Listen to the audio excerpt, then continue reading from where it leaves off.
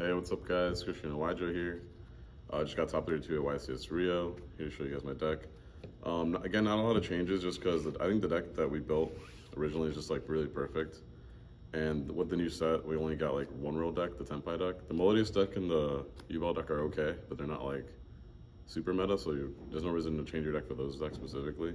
And the Tenpai deck's pretty much a rogue deck at this point because it has a lot of issues already, as you can tell. It doesn't really top block because it has a lot of issues. So I didn't main deck cards like Ghost Ogre or side deck cards like Ghost Ogre because those cards were really bad last format. So adding them to your deck this format doesn't make that much sense because they're only really good versus one deck. And I didn't think it was really worth it to play. Same thing with the Barrier main deck. I think some people were trying that, but like it doesn't really make much sense to do those. But yeah, this is my deck. I'll go over it again. Yeah, something. 2 Flamebirds, you have to play it. 3 Del Pulstar, just engine again. I'm sure you guys know the main cards to play. I've been doing the same deck profile for like 2 months now. 3 Ash, 2 Poplar, an Oak. I played Jet. I don't regret it. I don't think it mattered as much. But now moving forward, I'm definitely going to play Double Star and Hope Harbinger. Just makes more sense to play them. Obviously, like if you play Jet, your deck is still very good. I still the same 41, like it'd be 41 cards, and this is the 42nd card. Same thing with the Snake Eye Double Star. They're both just really good. This lets you obviously do the Mega Dispatter. Also, this card being in your deck is sometimes better, just because of 1-for-1 and original. Obviously, you can summon them. But this card's also better in your deck because it makes your Poplar better, it makes your Temple better, it lets you out random monsters better. Also, ending on Hope Harbinger. I don't think it's better than on Hope Harbinger, but I do think this card is better in your deck than Jet Synchron. But yeah, this card moving forward for sure is probably better to be played than Jet. Unless you have a crazy combo with Jet that's different than Omega Dispatter. That lets you in on something that's like automatically game. But the Hope Harbinger is just like kind of good enough, basically. Like it's like the best thing that we have. And it's not necessarily always game when you do the Hope Harbinger combo, which is why it's a little sus. But to be honest, you never get the full combo anyway. So the reason is, okay, your full combo is not the best, but you never get there anyway. So you might as well, your full combo might not be like the main priority of your extra deck either. So unless you find more room for flex spots as well, I'll talk about that in extra deck when I go into extra deck. Just allowing you to play like different extra deck cards can also maybe win you a game in the future. So I think it's cool. This card lets you kind of have more flex options. Jet Synchron is like my guy. Obviously, like I played him for like the last like 6 events and I've done well with him. But I can see now why this card is more better in this deck. And it just, yeah. If I can find any more explanations for it, I'll try to put that in the description. But this card is just a lot better than I thought it was originally, and I wish I would have played it for the. It wouldn't have mattered, but I think I should have played it because it just has more uses than Jet Synchron. But again, for the hand traps, 3 Veiler, 3 Mourner, 3 Ash, 3 Nib, 3 Troll, 3 Impermanence. Again, these are just the best hand traps. I think Ghost Ogre sucks. I don't think you need it versus Tenpai to win either. Obviously it's okay versus Tenpai. Sometimes they don't even use the field spot to play around Ghost Ogre if they know what they're doing. So I think these are just the most generic. Snake Eye's still the best deck, so you're gonna want to play these because you want to draw 2 of them. Making your deck better for Rogue is not how you're gonna win a tournament. Like if I made my deck better for a Tenpai, I'm not gonna, even though I did lose to Tenpai in top 32, which obviously if I made my deck better for Tenpai, maybe I would have won, but like I would just lose to Snake Eye later on in the tournament because my deck wasn't built for that. So, because Ghost Ogre like is really not that good in combinations with these, like besides Nib. It's like very okay with Troll and Mourner and Troll and Veiler, but it's like it's just not very good because it doesn't do enough basically. Because they're still gonna end on like a half board, and then your Ghost Ogre is just not very good. The best time you can use Ogre when you do draw, I guess, is if like you can do it on Appaloosa if they didn't make it with IP, if they made it with Double Star. So if they do if they draw just Double Star or Wanted, you can go Ghost Ogre the Appaloosa because it's not made with IP. If you draw like a way to out the Appaloosa, you can Ghost Ogre the IP on your turn. So if you Nibiru your opponent and they had just Snake Ash, and now you have Ghost Ogre, on your turn when they go Flamers, bring up the IP. You can Ghost Ogre the IP, and that should like stop them, but they'll still have the Princess Engrave and non-engine, so it's still really hard to win, which is why I'm not a fan of that card. But yeah, basically these are the best ones. DD Crow's getting a little bit more popularity, but again, it's like, if you're gonna play those type of hand traps, they're not gonna be that great in the mirror match, so you're kind of just hindering yourself, because the deck I played against the most this weekend was Snake Eye, and I think that'll be like a trend still moving forward, even if we get new sets.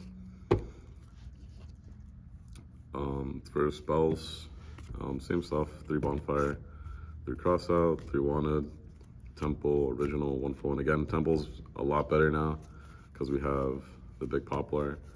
It's just, now it's like a free extender. Whenever you have a fire in the grave, you can just Temple summon this out. Yeah, and this can add like any problematic monster, then you could play it main phase 2, or it's just, it adds another dimension in your deck, where before, like if you had Temple going second, it doesn't automatically get you a body if you use like Ash or something and put a fire in the grave. Poplar by itself is not 2 bodies no matter what, even if you were to use your original. So like in simplified game states where you don't have, or if you have Poplar but this is banished, now your Poplar has 2 bodies where once it wasn't. So yeah, again, just more reasons to play big Poplar over Jet. And then extra deck's the same, and I'll go over the changes I'll make once I take out the big Poplar and add some more cards. But Appaloosa, Promethean, Zolantis, Selene. Yeah, I mean, these are just standard. You watch multiple deck profiles of these. Phoenix, Raging Phoenix, Dark, Hida, SP, Anima, Formula, Omega, Dust Batter. Those are the ones I chose to play. I did the combo once all weekend. Obviously, it doesn't matter. I think I would have won anyway if I didn't have these, and if I had the whole Harbinger stuff. It was versus Voiceless Voice, so it didn't really matter. He drolled me, and then I cross-eyed, and then did full combo with him, so I got to do this. And it didn't matter if I ended on this or the whole Harbinger, so. And then, yeah. I think I made Formula 1 round where I didn't full combo, just because I had the extra Synchron, because I discarded off a Witch, and it didn't matter, so I could have just not drawn an extra card and not discarded a card, and it would have been the same result. So again, like, these cards are not necessary to play, and the whole Harbinger stuff is like barely necessary also. I don't think it matters, because if you get to the point where you have Appaloosa, Flamebridge, IP, you win anyway. Anything on top of that is just like a bonus. So, and then obviously the extra cards are IP and Typhon, and then the cards, if you want to cut these, would be 1 Hope Harbinger. You can play Pit Knight early. You can play a second SP. You can play Line of the Light Charmer, because it can come up sometimes when you have like Baylor or any card. I've seen people play a second Selene. Access Code, obviously, that's the one that I never play. Shout out to Typhon. But you can play, yeah, so Access Code, Pit Knight early.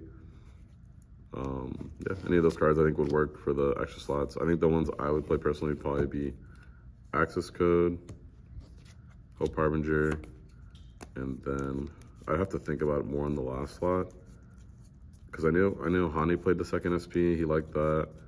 I know someone else played the second Selene, which is kind of crazy, because I guess like turn 1 you make your Selene to make Appaloosa with the Witch, and then turn 2 you can make Selene to make the Access Code. But yeah, I think all these options are really good. I think the most important ones obviously is probably the Hope Harbinger and then Access Code, and then the last one could kind of just be whatever flex spot that you want it to be. There might be another one that's even better than I mentioned, but those are the ones that are in my head at the moment. And then for the side deck, 1 Magnemite, 1 Jurisworm, 3 Twin Twister, 2 Cosmic, 3 Lullaby, 2 Scodrain, 3D Barrier. Yeah, side deck was the same thing before. I just added 3D Barrier to respect Tenpai a tiny bit. The Tenpai deck, I still don't think is that very good. I think you could even cut the D Barrier and play 3rd Scodrain. This card won me so many games. And you can even maybe cut this for another Cosmic, and then cut this for like another Bestial, like a Triss or something. I'm not too sold on the Tenpai deck. I think it's very weak. There's a lot of what's the word? There's a lot of things I don't agree with in that deck, and I don't think it's that much better than most rogue decks. just because choosing to go second, and then eventually your opponent's gonna know that you're playing the tempo deck, and they're gonna start making you go first. So just very weird strategy. But yeah, that's it for the main deck. Let me go to show you guys a combo real quick with the new Double Star, just so you guys know what to do with it. Also, while I'm doing this, I want to take a time to shout out my sponsors. Shout outs to Luxury, and shout outs to Kong Cards. If you noticed, I sold my duels, because I will be getting the QCRs from Kong Cards. G5, if you want to use that code. Shout outs to my girlfriend Lexi for always being supportive. Shout outs to Tyler, Edgar, and River for working and always holding it down away. And yeah, obviously shout outs to everyone this weekend. Ruben for getting second. Should have won, but it's whatever. Shout outs to Hani, Kamal, Chris, Pack, Walter for helping, Heisam. Sorry, I'm trying to find all these cards. Bellstar, Populous. So if your hand is Snake Eye Ash Witch, you just summon Snake Eye Ash. So I'm doing this backwards, so it's a little scuffed. Temple get the new guy finally, because we almost always get Oak. And then from here you would go, it's like summon Witch, discard a card in your hand, doesn't really matter what it is. Then you use these three guys to make Celine. You have original set. The Papa's gonna put the Papa's back, original. The Celine is gonna summon back the Witch. You're gonna make Appaloosa. This is why the second Appaloosa would also come up. I mean the second Celine, because you use it like really early in this combo. And sometimes you'd want to have the second one. And then you'd go like original, sacrifice the Poplar. So summon the Oak. Oak's effect's gonna summon back whatever, doesn't really matter. The big Poplar's can summon itself back, but then back the Poplar in the spawn trap. Then you're gonna sacrifice the Ash for Flamebridge. Then you're gonna link two guys away. Summon IP. And then the Dragon will trigger to summon back two guys. Link these guys away for Princess. Important to keep the Oak up, because you're gonna use this Princess to special summon back the Flamebridge. And then the Flamebridge is gonna put the IP in the spawn trap card zone. Then you're gonna use the Oak effect to sack the Promethean to summon your second Flamebridge. And then you're gonna use two of these guys to make Hope Harbinger. And then this is your end board. You still have two cards in hand, which is again a little bit weaker because you're not drawing cards out of formula. But at the end of the day, like this is gonna be game. Like having the Hope Harbinger to protect Appaloosa also, so you can't die by battle. So you don't have to negate useless things just to like use it, because they're gonna attack into it. You can just Hope Harbinger. Then you have obviously IP to like use the field spell, and then Flamebridge. You're gonna have the Princess Pop as well in the graveyard. And you're gonna original for follow-up. And yeah. That's pretty much it. That's pretty much it for the video. If you guys have any questions, again, feel free to comment. I'll always try to respond to the ones I can see. And yeah, that's it. Thank you guys again for watching.